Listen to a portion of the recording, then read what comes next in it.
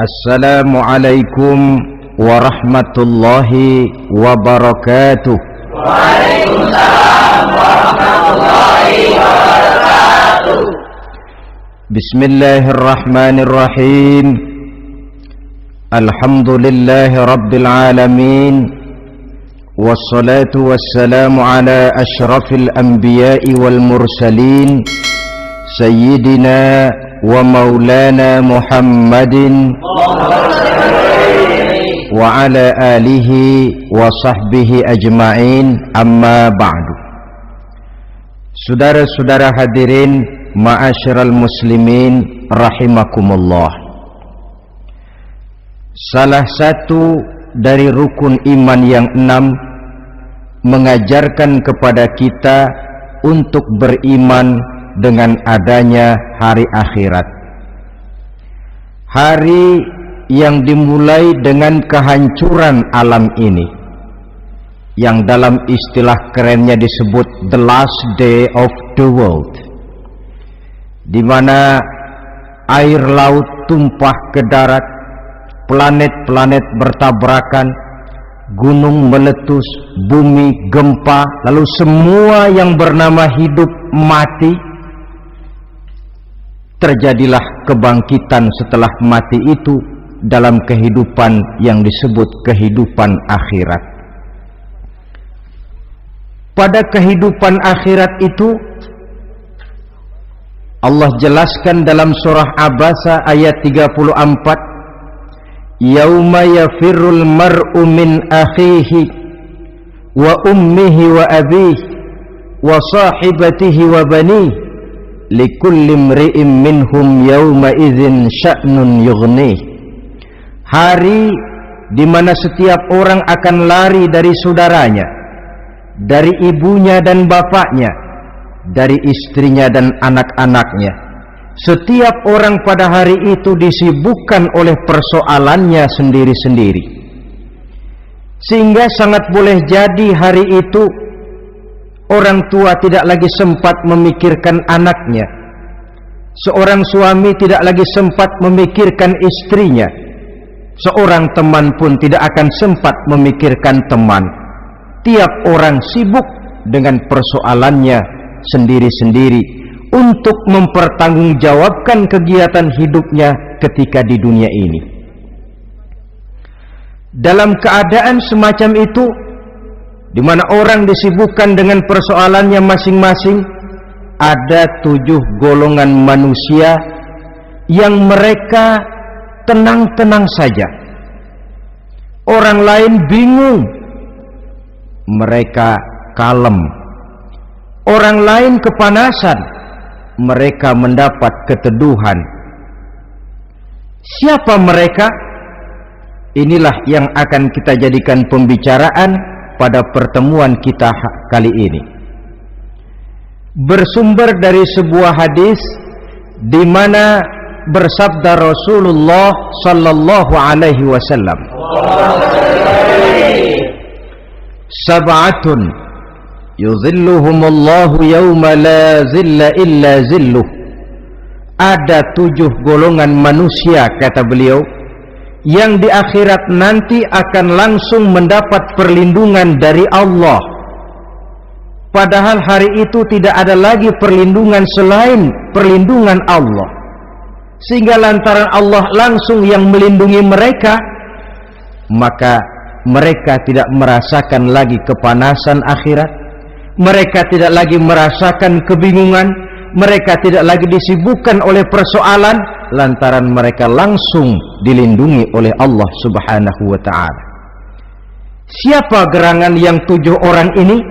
Marilah kita lihat satu persatu dengan harapan mudah-mudahan kita termasuk salah satu di dalamnya. Amin ya rabbal alamin.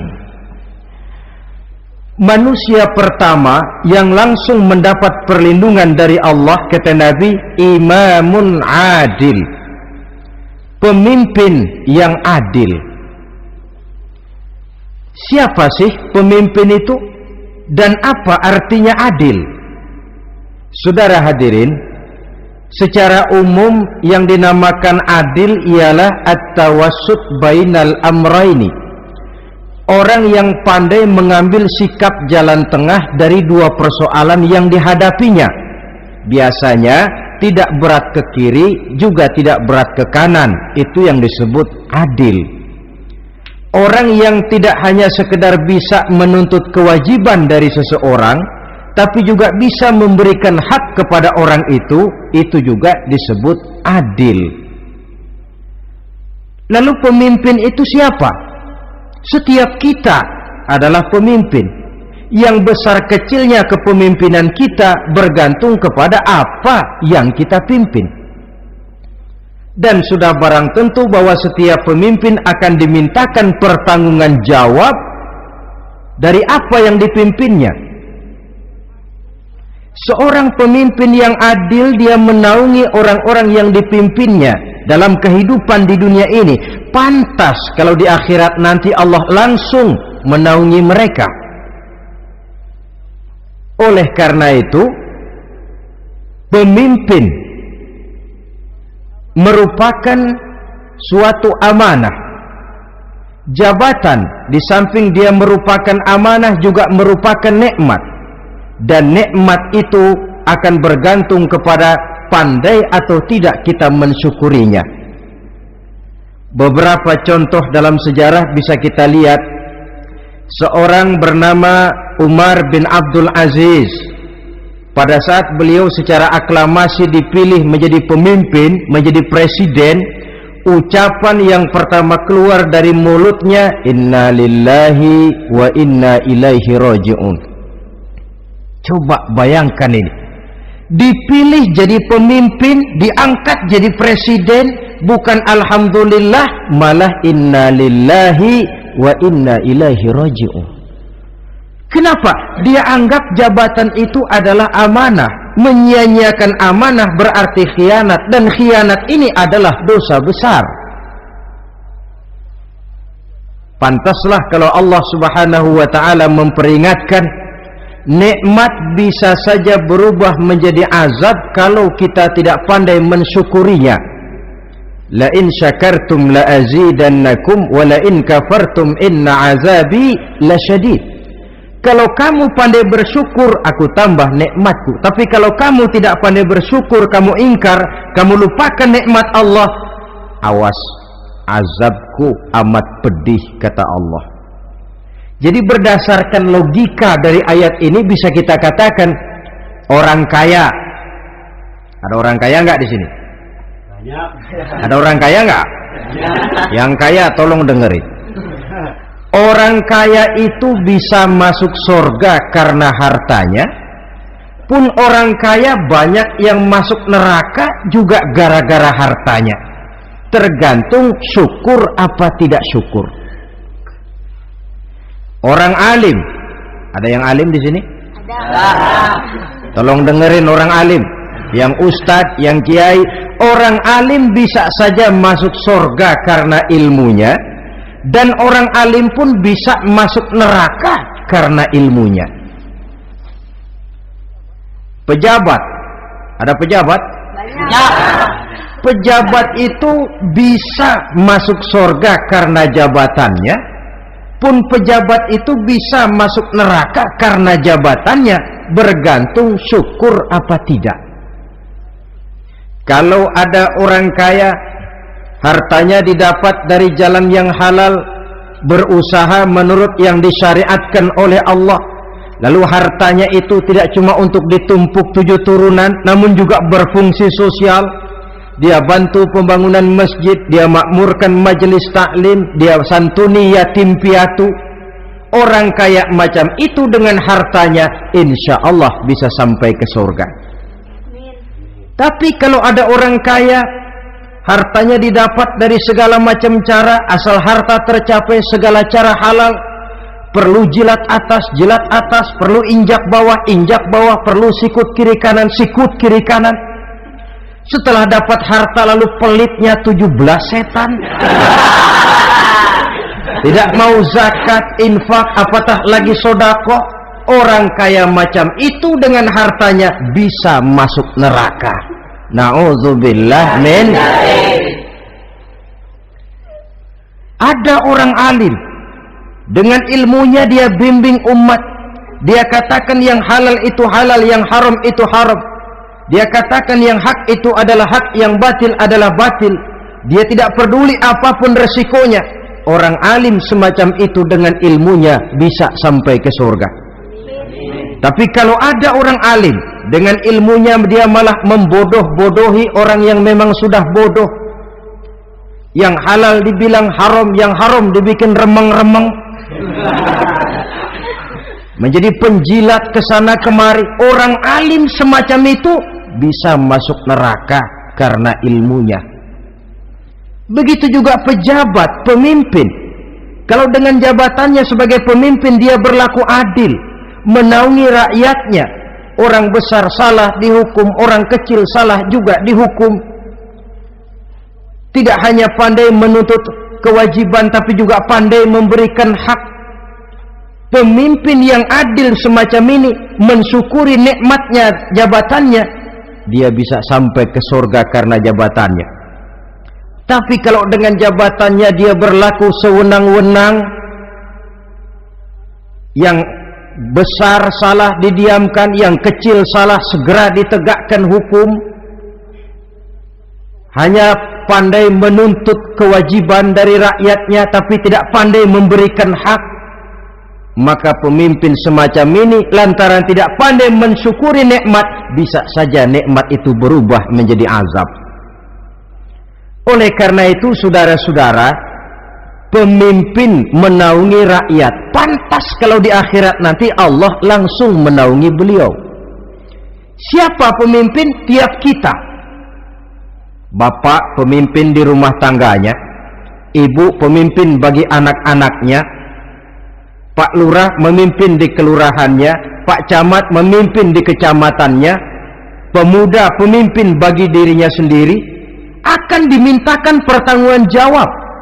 Kalian para remaja yang hadir di sini memimpin dirimu sendiri. Kau akan ditanya, tanganmu kau lebih banyak gunakan buat apa? Kakimu lebih banyak kau bawa jalan kemana? Lidahmu lebih banyak membicarakan apa? Dan hari pertanggungan jawab nanti kalian jangan berharap akan ada saksi dari luar. Saksinya anggota badan kita sendiri. Dalam surah Yasin Allah jelaskan, Al-yawma nakhtimu ala afwahihim wa tukallimuna aydihim wa tashhadu arjuluhum bima kanu yaksibun. Ada kan di surah Yasin? Ayat berapa? Pokoknya Yasin dah.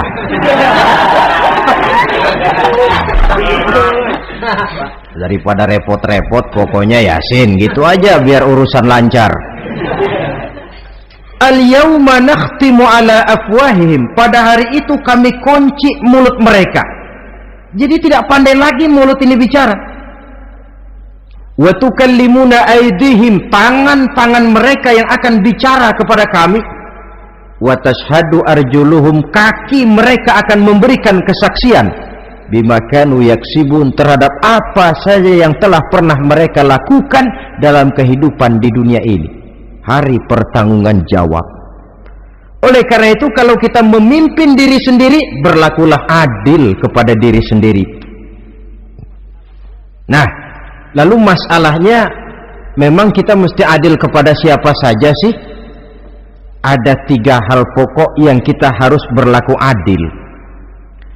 Pertama, adil kepada Allah.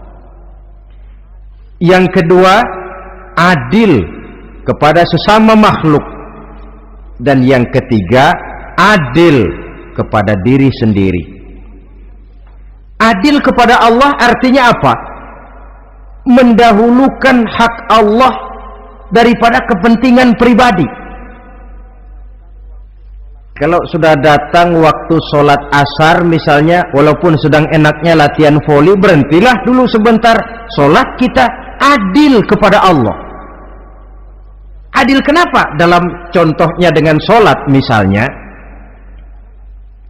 sholat itu kan sehari semalam 5 waktu yang wajib. Betul apa betul? Betul. 5 waktu. Lah sholat itu kalau sholat bagus taruhlah 7 menit. Kalau sholatnya itu kilat 4 menit, ada lagi yang kilat khusus nggak pakai perangko 2 menit barangkali selesai. Taruhlah 5 menit kita ambil yang bagus. Kalau 5 waktu kali 5 menit kan cuma 25 menit. Sementara Allah memberikan kita hidup ini 24 jam sehari semalam. Cuma 25 menit diminta untuk ibadah kepadanya. Tidak sanggupkah kita berlaku adil?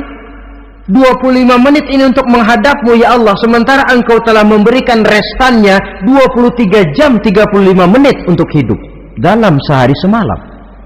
Mendahulukan hak Allah daripada kepentingan pribadi. Adil kepada Allah. Adil kepada yang kedua, adil kepada sesama makhluk. Adil kepada manusia, adil kepada binatang, adil kepada alam. Yang kalau prinsip keadilan itu kita langgar akan membawa efek bagi diri kita juga. Manusia sekarang kan tidak adil kepada alam. Misalnya apa? Hutan ditebangi secara liar, gunung-gunung menjadi gundul. Akibatnya ketika turun hujan terjadi erosi, banjir melanda kemana-mana, tanah longsor terjadi. Akibatnya terkena manusia juga kalau mereka sudah tidak menjaga keseimbangan alam ini. Adil kepada orang lain, apakah itu namanya tetangga, teman, keluarga. Dan yang ketiga, adil kepada diri sendiri. Bagaimana pengertiannya? Mata ini punya hak untuk tidur, begadang terus tiap malam, tidak adil kepada mata. Nah, ini yang ketawanya paling kencang pasti tukang begadang ini.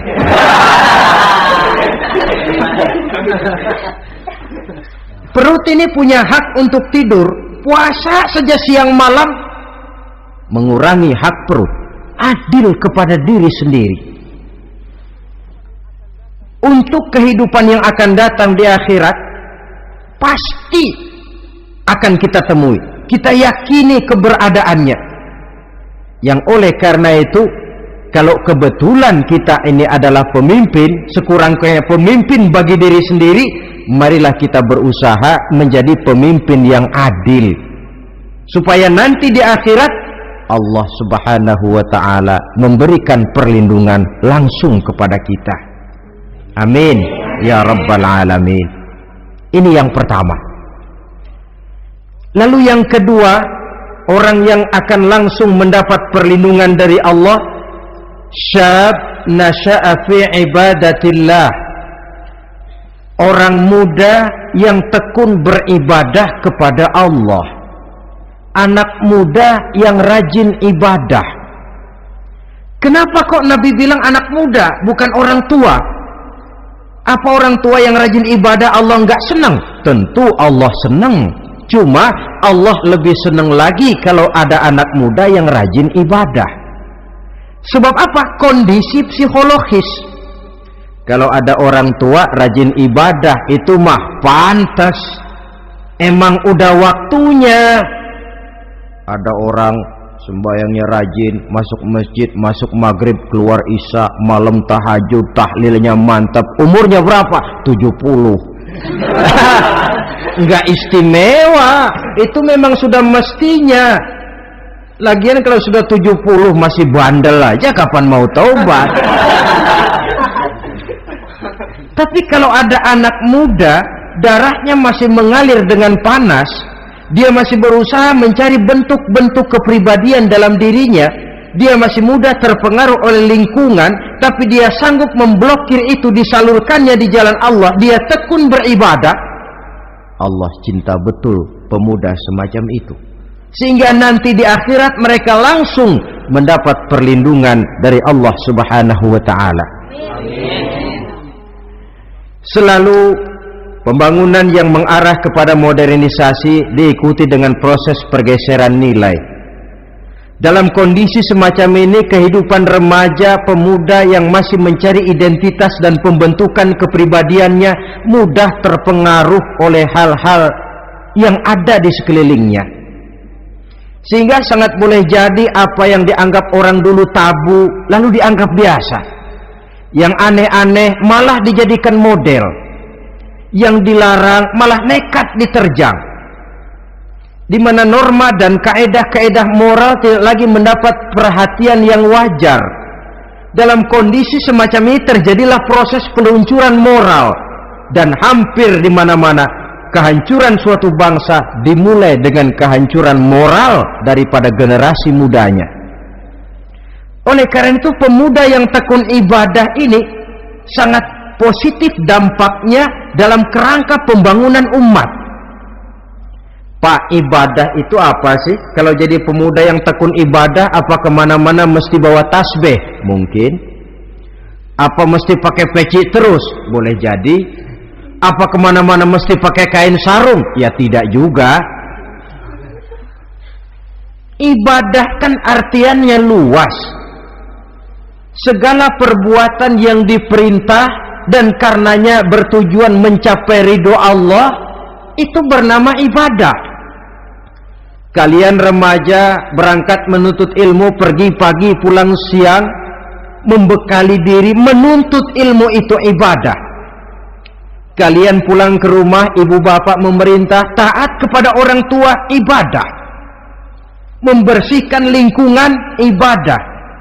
Bahkan jaga di waktu malam pun, kalau untuk dengan niat bismillah, saya jaga malam ini untuk ketenangan rakyat supaya mereka tekun dan tenang melaksanakan ibadah, itu tercatat sebagai amal soleh yang bernilai ibadah. Jadi tidak cuma sekedar sujud, tidak cuma sekedar baca Quran, seluruh aspek kehidupan manusia yang diperintah Allah dan yang bertujuan mencari ridho Allah, itu bernilai ibadah. Pemuda yang tekun melaksanakan ibadah kepada Allah, apalagi terutama adik-adik remaja yang hadir pada kesempatan ini, masa muda itu masa yang paling indah memang. Sampai orang Kulon bilang, there is not delightful memorize. Iya, barat itu kan Kulon. Saya lebih senang pakai orang Kulon saja. There is not delightful memorize and then the youth moment. Bahwa tidak ada masa yang lebih indah selain masa muda. Tapi masa muda yang katanya indah itu sebentar. Sebentar sekali. Kalau kita tidak pandai memanfaatkannya dengan sebaik-baiknya, boleh jadi dia akan hilang tanpa sesuatu yang ada artinya buat hari depan. Dan hari depan itu sebagian besar ditentukan oleh masa muda sekarang ini. Karena itu kepada yang muda saya berpesan, pergunakanlah masa muda itu dalam ketekunan beribadah kepada Allah. Ibadah dalam artian yang seluas-luasnya. Jangan seperti pepatah orang itu, kelapa muda katanya kupas-kupasin, kelapa tua tinggal batoknya. Selagi muda puas-puasin, udah tua tinggal bongkoknya. Iyalah, kalau dipuas-puasin dalam arti yang positif, boleh. Mumpung masih muda, puas-puasin nuntut ilmu. Mumpung masih muda, puas-puasin ibadah. Mumpung masih muda, puas-puasin berbakti kepada kedua orang tua. Puas-puasin dalam artian yang positif, tentu saja bagus. Tapi kalau puas-puasin dalam arti menghambur umur untuk sesuatu yang mubazir, bergadang di pinggir-pinggir jalan, lalu mulai berkenalan dengan morfin, narkotik, ganja, terperangkap oleh budaya-budaya modern yang menyesatkan, terpancing oleh model-model baru yang kelihatannya menarik tapi sebenarnya tidak bermanfaat, entah pada akhirnya akan mendatangkan penyesalan kepada kita saja. Coba, belakangan ini saya dengar di Jakarta akan ada satu festival yang disebut Festival Ngeceng.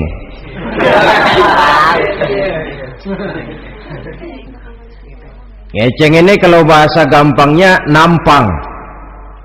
Jadi itu biasanya muda-mudi diri di pinggir-pinggir jalan, pakai kacamata hitam, pakaian warna-warni, rambut dicat sedemikian rupa supaya menarik perhatian. Mereka diri di pinggir-pinggir jalan, nampang, istilah ngepopnya ngeceng katanya. Oh, ini mau diadakan festival. Secara langsung atau tidak, festival ini kan mempopulerkan ngeceng jadinya. Yang tadinya orang awam nggak kenal, lantaran diangkat ke permukaan jadi terkenal. Kalau sudah terkenal lalu jadi mode. Kalau sudah jadi mode, latahan. Boleh jadi nanti akhirnya ngeceng masuk desa. Bukan cuma sekedar ABRI masuk desa, bukan cuma sekedar koran masuk desa, ngeceng pun bisa saja masuk desa. Banyak saluran-saluran positif yang sesuai dengan kreativitas jiwa remaja, ketimbang mengadakan sesuatu yang tidak ada manfaatnya, ketimbang menghabiskan umur untuk sesuatu urusan yang mubazir. Sedangkan umur bukan jatah gratis tanpa batas waktu. Ada pertanggungan jawab. Umurmu kau habiskan di mana? Masa mudamu kau selesaikan di mana? Itu akan dimintakan pertanggungan jawab. Nah, pemuda yang tekun ibadah kepada Allah, dampak positifnya apa? Dia punya sandaran vertikal kepada Allah. Jiwanya besar, jiwanya mandiri.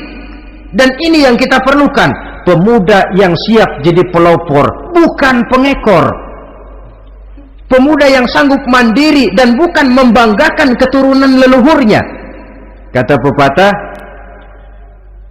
wa khairun nasi dzu syarafin qadimin aqama li nafsihi syarafan jadida wa syarrun nasi dzu khumulin idza fakhartahum dzakarul jaduda.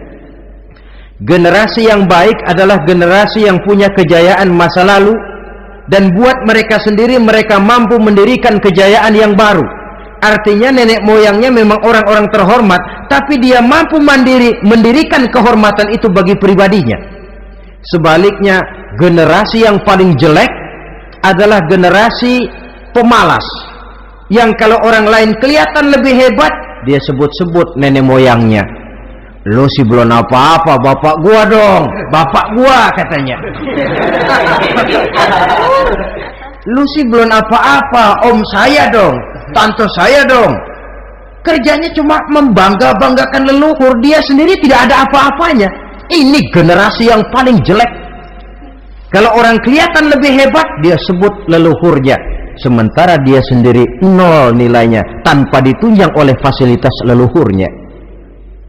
Pasukan pemuda mandiri macam ini yang kita perlu.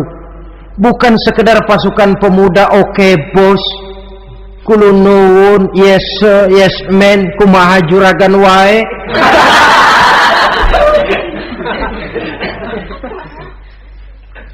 Dan terus terang kita miskin dengan pemuda yang mandiri, yang punya kepribadian, yang berani berkata ya terhadap yang benar dan berani berkata tidak terhadap yang tidak benar. Dari mana ini didapat? Sandaran vertikal dalam bentuk ibadah kepada Allah akan memantapkan jiwa, membersihkan hati, sehingga dia akan berfungsi seperti radar. Sandaran vertikalnya cuma kepada Allah. Inilah dampak positifnya. Karena itu tentu saja kita berharap sekurang-kurangnya pemuda-pemudi yang hadir pada kesempatan ini menjadilah pemuda-pemudi yang tekun beribadah kepada Allah. Amin. Amin. Nah, baiklah ya, itu tadi yang kedua. Kita lanjutkan sekarang yang ketiga, orang yang akan langsung mendapat perlindungan dari Allah. Kata Nabi, rajulun qalbuhu mu'allakun bil masjidi. Seseorang yang hatinya selalu terpaut kepada masjid. Apa arti terpaut kepada masjid ini? Apa orang yang gak pernah keluar-keluar dari masjid? Tentu saja bukan. Apa gunanya di dalam masjid terus kalau kerjanya cuma tidur doang? Maksud terpaut kepada masjid ini, hatinya selalu berpikir bagaimana memakmurkan masjid. Jasadnya boleh saja ada di kantor, boleh saja ada di pasar, boleh ada di sawah, boleh ada di ladang, tetapi hasil daripada usahanya dia lalu berpikir bagaimana memakmurkan masjid. Sebab apa? Masjid merupakan center of activity, pusat daripada kegiatan umat. Kalau kita lihat fungsi masjid di zaman Rasul, Di masjid beliau berdakwah, di masjid beliau mengatur negara, di masjid beliau mengadakan perundingan, di masjid beliau bermusyawarah dengan para sahabat. Pusat daripada kegiatan umat. Dan memakmurkan masjid ini dasarnya tidak lain karena iman kepada Allah. Prinsipnya bagaimana kita menghidupkan masjid dan bukan mencari hidup di masjid. Kalau sudah prinsipnya dibalik, bukan menghidupkan masjid tetapi mencari hidup di masjid, saya khawatir masjid akan ambruk. Nyatanya kadang-kadang masjid kita ini fungsinya belum maksimal. Kadang-kadang ada kok masjid yang bukanya cuma seminggu sekali. Jumat pagi jam 9 masjid buka, Jumat jam 2 tutup, buka-buka lagi Jumat depan. Seminggu sekali. Kelemahan lainnya manajemen masjid, terus terang sajalah kita bicara. Kadang-kadang pengelolaannya ketua masjid bapaknya, khotib mantunya, sekretaris ponakannya, imam Bilal cucunya. Gak ada orang lainnya. Ya kalau bagus kepengurusannya tidak apalah. Tapi kadang-kadang kelemahannya ialah bagaimana menciptakan manajemen masjid yang baik sehingga masjid bisa berfungsi sebagaimana fungsinya di zaman Rasulullah sallallahu alaihi wasallam. Apalagi belakangan ini ada kecenderungan yang membuat kita optimis, gembira. Remaja, pemuda-pemudi mulai gemar datang ke masjid, berkumpul membentuk remaja masjid, remaja musola, mengadakan kegiatan majelis taklim yang mingguan, yang bulanan, aksi sosial yang semuanya bermuara dari kehidupan masjid. Sesuatu yang menggembirakan.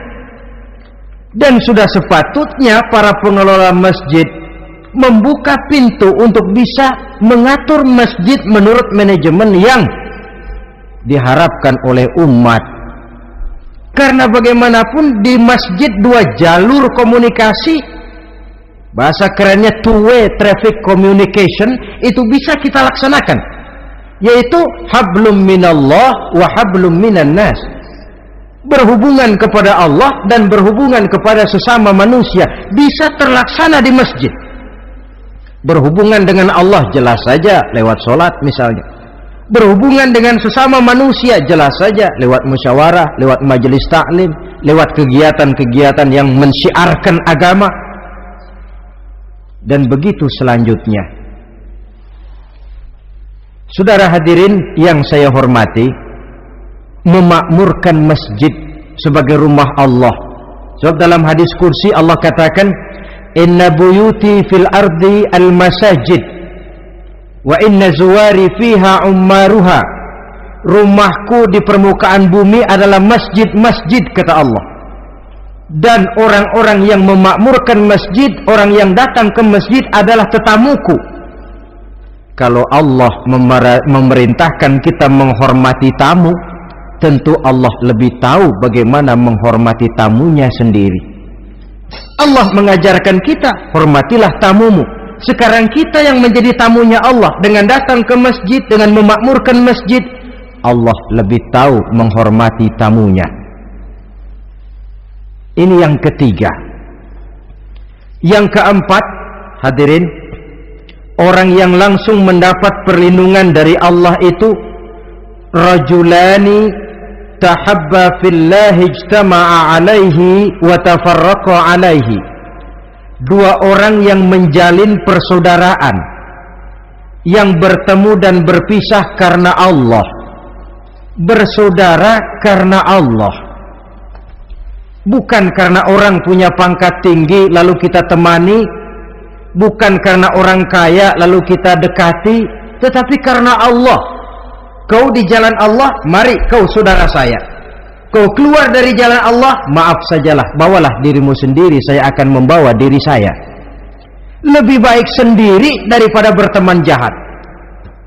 Berdua memang lebih baik daripada sendiri, tapi sendiri lebih baik daripada berteman jahat. Maksudnya apa ini? Sederhana, dalam benci, sederhana dalam cinta. Ukurannya Allah.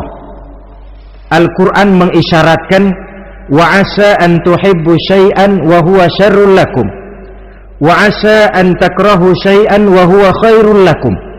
Sangat boleh jadi, kata Allah, kamu menyenangi sesuatu padahal akibatnya tidak baik bagi kamu, dan sangat boleh jadi kamu membenci sesuatu padahal akibatnya baik bagi kamu.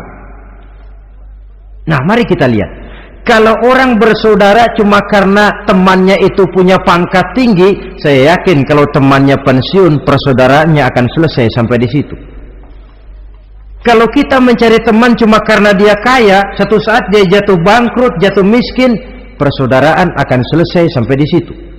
Tapi kalau karena Allah yang bisa memisahkan kita apabila orang sudah keluar dari jalur yang diridhoi oleh Allah Subhanahu wa taala. Oleh karena itu, kepada semua hadirin, mari menjalin persaudaraan dalam bentuk ideal yang diajarkan oleh Islam, nilai persaudaraan yang diikat oleh akidah. Kalaupun harus benci, bencilah sederhana, tidak habis-habisan ngebenci orang. Kalaupun harus cinta, cintalah sederhana. Boleh jadi yang hari ini kita benci bukan main, besok kita senangi. Mungkin yang hari ini kita cintai mati-matian, besok sudah berubah menjadi yang kita benci. Sederhana saja, tidak usah berlebih-lebihan. Kalau nilai persaudaraan yang diajarkan ini bisa kita wujudkan, persaudaraan yang diikat dengan nilai akidah, maka dari persaudaraan semacam itu insya Allah kita bisa berbuat banyak untuk kepentingan diri, keluarga, masyarakat kita pada umumnya. Ini kelompok yang keempat. Orang kelima yang nanti langsung mendapat perlindungan Allah, rajulun da'athum ra'atun zatu mansibin wa jamalin ila nafsiha faqala inni akhafullaha rabbal alamin. Seorang laki-laki, kata Nabi, yang dipanggil oleh perempuan cantik. Laki-laki normal dipanggil oleh perempuan cantik. Untuk apa? Diajak melakukan perbuatan yang negatif. Tidak ada orang yang tahu, tempatnya sepi. Apa yang terjadi? Orang ini berkata, inni akhafullaha rabbal alamin. Maaf saja, saya takut kepada Allah. Orang yang bermoral nanti di akhirat langsung dilindungi oleh Allah, tidak mudah jatuh oleh bujuk rayu, tidak mudah terpesona oleh wajah-wajah yang menggiurkan. Seperti dalam sejarah yang terkenal itu Nabi Yusuf alaihi salam. Kenal kan Nabi Yusuf? Nabi Yusuf itu bekerja di istana Kitfir. Kitfir ini punya istri namanya Zulaikha, orangnya cantik. Diam-diam Zulaikha ini rupanya naksir sama Yusuf. Satu hari suaminya tidak ada di rumah, pintu dikunci-kunciin. Setelah pintu semua terkunci, dia panggil Nabi Yusuf, "Hai Talak, Yusuf, sini." Kata Yusuf, "Mau ngapain?" "Pokoknya sini." "Iya, mau ngapain?" "Iya, kayak orang-orang, ngapain sih?"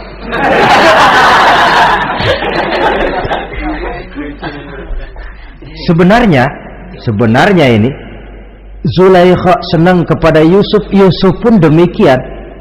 Walaqad hammat bihi wa hamma biha. Zulaikha menyenangi Yusuf, Yusuf pun menyenangi Zulaikha. Tapi apa?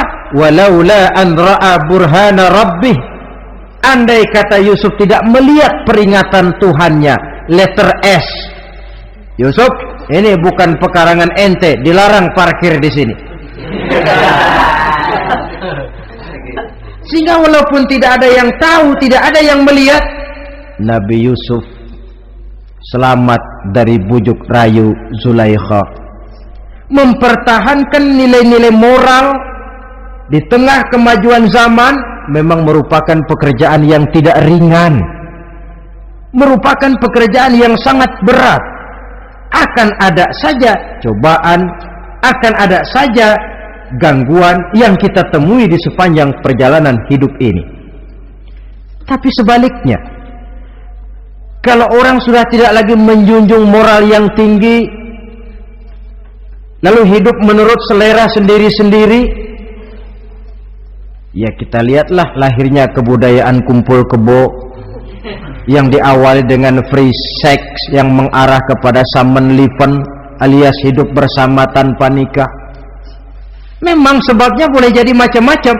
Mungkin karena broken home, nggak merasa diperhatikan di rumah, ibu bapak sibuk, lalu anak mencari kesibukan sendiri. Mungkin karena tekanan ekonomi dalam kehidupan miskin, lalu ada yang menawarkan kerjaan, tidak taunya malah dilemparkan ke lembah hitam. Mungkin juga karena pengaruh pergaulan dari lingkungan baik-baik, lalu berteman dengan yang tidak baik, hanyut ditelan arus pergaulan. Mungkin juga pengaruh kebudayaan yang dia tonton, buku yang dia baca, film yang dia lihat, ikut mewarnai dan membentuk kepribadiannya. Tapi apapun alasannya, satu hal yang jelas, semuanya berangkat dari rapuhnya pegangan orang kepada nilai-nilai agama. Sebab sumber nilai moral yang tertinggi tidak lain agama adanya. Intinya apa? Intinya tidak lain, orang yang beragama itu meyakini bahwa kemanapun dia pergi, dimanapun dia berada, Allah selalu melihat yang dia lakukan. An ta'budallaha ka'annaka tarahu fa illam takun tarahu fa innahu yaraka. Begitu yang kita pelajari dalam ihsan. Engkau beribadah kepada Allah seolah-olah kau lihat Allah. Kalaupun Allah tidak kau lihat, yakinlah Allah melihatmu. Jadi kalau saya sendiri, yang kedua itu Allah. Dibujuk rayu oleh cewek cakep, ayo dah bang, nggak ada orang, kita cuman berdua. Dia bilang enggak, kita nggak berdua, bertiga. Berdua bang, bertiga. Yang ketiga siapa? Lu, gue, Allah, tiga.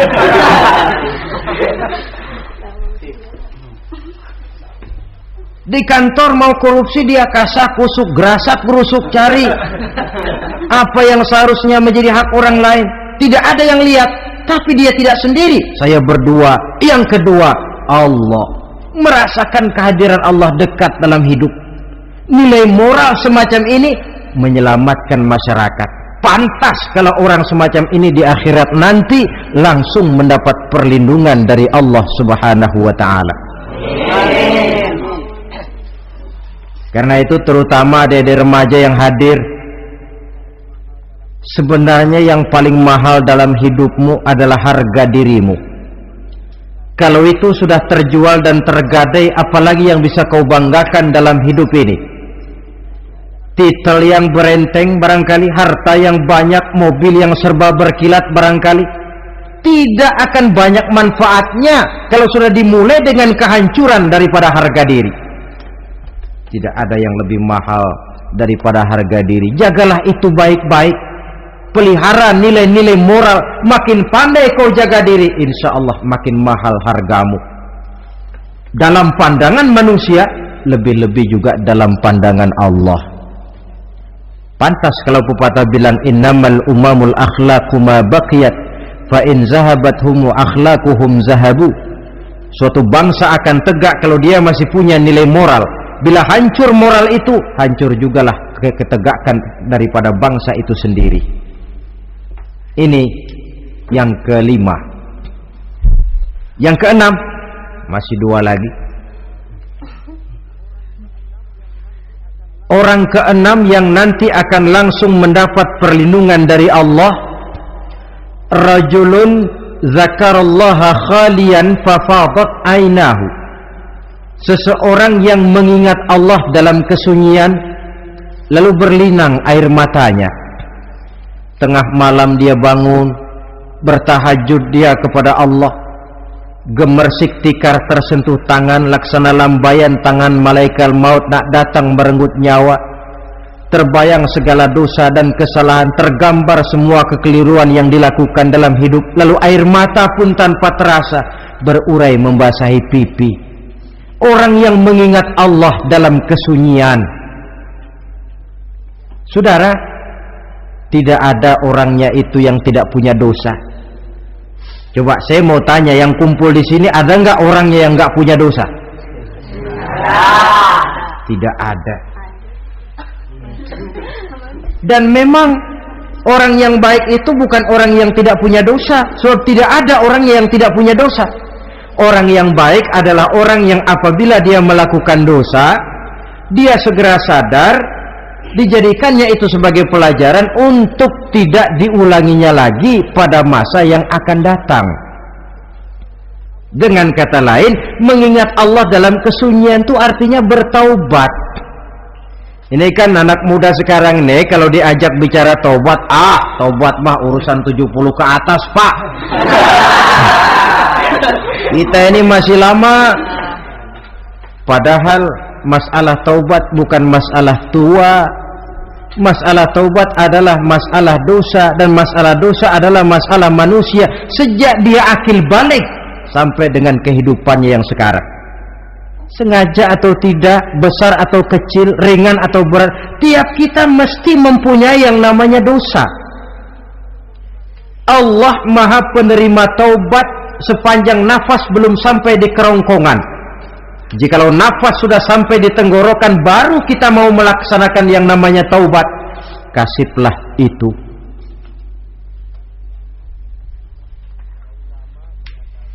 Para ulama mengatakan, la saghair ma'al istimrar wala kabair ma'al istighfar. Tidak ada dosa kecil kalau ditumpuk terus, dan tidak ada dosa besar kalau diikuti dengan istighfar, permohonan ampun kepada Allah.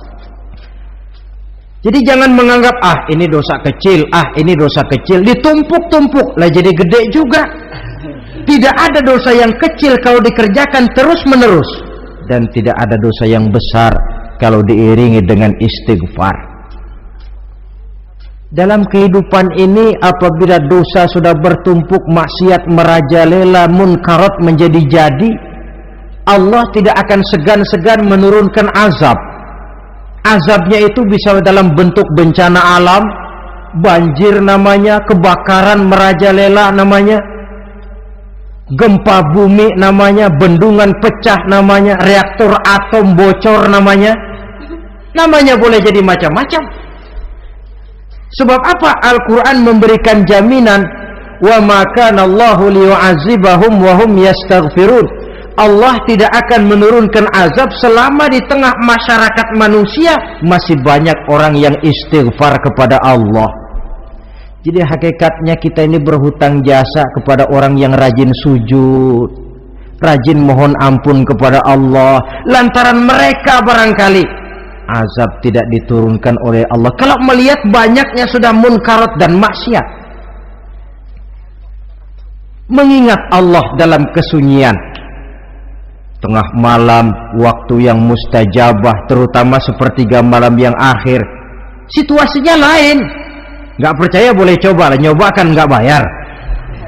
Coba kalian bangun tengah malam, tahajud, kalian akan menemukan satu suasana yang lain daripada misalnya kalau kalian sembahyang zuhur tengah hari panas terik di tengah banyak orang.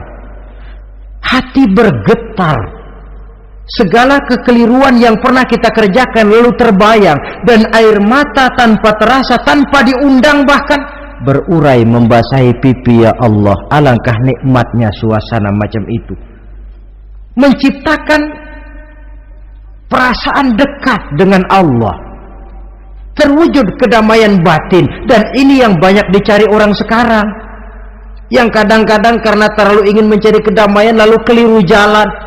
Yang bertapa di goa-goa katanya nyepi dari kehidupan manusia, memencilkan diri dengan cara-cara yang mereka atur sendiri.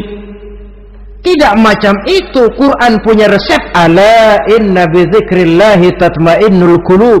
Ketahuilah, dengan banyak mengingat Allah, hati menjadi tenang, jiwa menjadi lapang, pikiran menjadi damai. Ini resep Islam untuk mencapai ketenangan jiwa. Mengingat Allah dalam kesunyian. Saudara hadirin yang saya hormati, ini aspek daripada ibadah. Jadi dengan kata lain, masalah mengingat Allah dalam kesunyian, mengingat dosa bukan urusan orang tua, tapi masalah manusia. Siapapun adanya, sejak dia akil balik, mesti entah kecil besar, entah sedikit entah banyak, ada kesalahan yang dilakukannya. Karena itu, kalau kita masih diberikan kesempatan untuk hidup, artinya Allah masih memberikan kesempatan kepada kita untuk memperbaiki diri. Nanti kalau sudah sangkakala ditiup, alam hancur seperti yang saya jelaskan di awal tadi, sudah tidak sempat lagi, yang tinggal menyesal. Ada yang meratap lalu berkata, ya laitani kuntu turaba, dalam Quran. Aduh, andai kata kita bisa balik jadi tanah aja dah dulunya, jangan jadi orang. Kalau dulu kita tetap jadi tanah mah nggak tanggung jawab apa-apa. Dijadiin orang sekarang mesti tanggung jawab. Bagaimana ini? Bingung. Ada yang berkata, ma aghna anni maliyah halka anni sultaniyah. Ternyata harta yang saya bangga-banggakan tidak bawa manfaat hari ini. Ternyata jabatan yang pernah saya duduki malah merusak saya hari ini. Tinggal lagi penyesalan karena kelalaian memanfaatkan waktu hidup dalam kehidupan di dunia ini. Karena itu pandai-pandailah membagi orientasi. Ada saatnya kita sibuk tenggelam dalam berbagai urusan dunia, lain saat tenggelam dalam kefanaan dan kesunyian, membekali diri untuk kehidupan akhirat nanti. Sebentar meninggalkan dunia, rekes kepada Allah, mi'raj, naik menghadap Allah, supaya terwujud keseimbangan untuk mencapai fid dunya hasanah wa fil akhirati, kebahagiaan dan kebaikan di dunia maupun di akhirat nanti. Inilah golongan yang keenam, orang yang langsung mendapat perlindungan Allah, yang mengingat Allah dalam kesunyian. Yang ketujuh, yang terakhir, orang yang langsung mendapat perlindungan dari Allah di akhirat nanti, rajulun tasaddaqa bi sadaqatin fa akhfaha hatta la ta'lama shimaluhu ma tunfiqu yaminuhu. Seseorang yang bersedekah lalu dia ikhlas dengan sedekahnya sehingga tangan kirinya tidak tahu apa yang diberikan oleh tangan kanannya. Orang yang pemurah, orang yang menyadari bahwa apapun yang dia punya dalam hidup ini cuma sekedar titipan. Fungsinya lalu seperti keran, menyimpan air tapi untuk disalurkan lagi kepada orang yang memang memerlukannya. Alangkah nikmatnya kalau Allah memberikan kepercayaan kepada kita untuk menjadi penyalur, distributor rezeki. Kalau kita ingat kemari, berpikir ke sini, kita tidak akan sayang lagi. Enak saja yang peras keringat banting tulang cari rezeki saya, sampean datang-datang mau minta. Lah, mungkin rezeki dia tapi lewat tangan kita. Satu kehormatan dari Allah kalau kita dijadikan seperti keran, menyimpan air tapi tidak untuk dirinya sendiri, disalurkannya kepada orang-orang yang memang memerlukannya. Tidak ada orang jatuh bangkrut lantaran bersikap pemurah, dan tidak ada orang jadi kaya raya lantaran dia bakhil atau pelit bin kikir alias medit.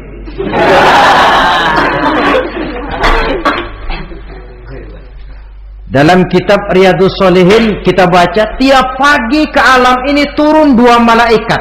Cuma kita nggak tahu. Dua-duanya berdoa, yang sebelah kanan berdoa, yang sebelah kiri berdoa. Kata yang sebelah kanan doanya tiap pagi ini, kata yang malaikat yang satu dia berdoa, Allahumma a'ti munfiqan khalafa. Ya Allah, kepada orang-orang yang suka infak, kepada orang-orang yang suka memberi, kepada orang-orang yang pemurah, gantilah mereka dengan yang lebih baik dari apa yang telah mereka berikan. Lalu malaikat yang satu berdoa, Allahumma a'ti mumsikan talafa. Ya Allah, kepada orang-orang yang mumsik, bakhil, kikir, berilah mereka kerusakan dan kebinasaan di dalam harta mereka. Maka lihat sajalah, orang kaya tapi pelit, ada saja jalan yang kira-kira duitnya bakalan jadi keluar dan gak ada pahalanya. apa kena musibah lalu berobat sekian juta, apa kemalingan, apa ditipu orang, ada saja cara duitnya keluar yang gak ada pahalanya. Inilah prinsipnya. Allah mencintai orang pemurah. Dalam hadis kursi, uhibbu ahlas sakha wa hubbi lil faqiri syakhi asyad. Aku cinta kepada orang yang pemurah, tapi aku lebih cinta kepada orang miskin yang pemurah. Orang kaya pemurah Allah cinta, orang miskin pemurah Allah lebih cinta. Kenapa? Nilainya lain. Orang kaya sedekah 500, orang miskin sedekah 500, sama 500-nya, tapi saya yakin pahalanya lebih besar buat si miskin. Kenapa? Buat orang kaya 500 apa artinya? Sekelebatan. Buat si miskin 500 dia mesti peras keringat banting tulang, tapi dia berani memberi seperti beraninya orang kaya. Nilai ini yang dilihat oleh Allah.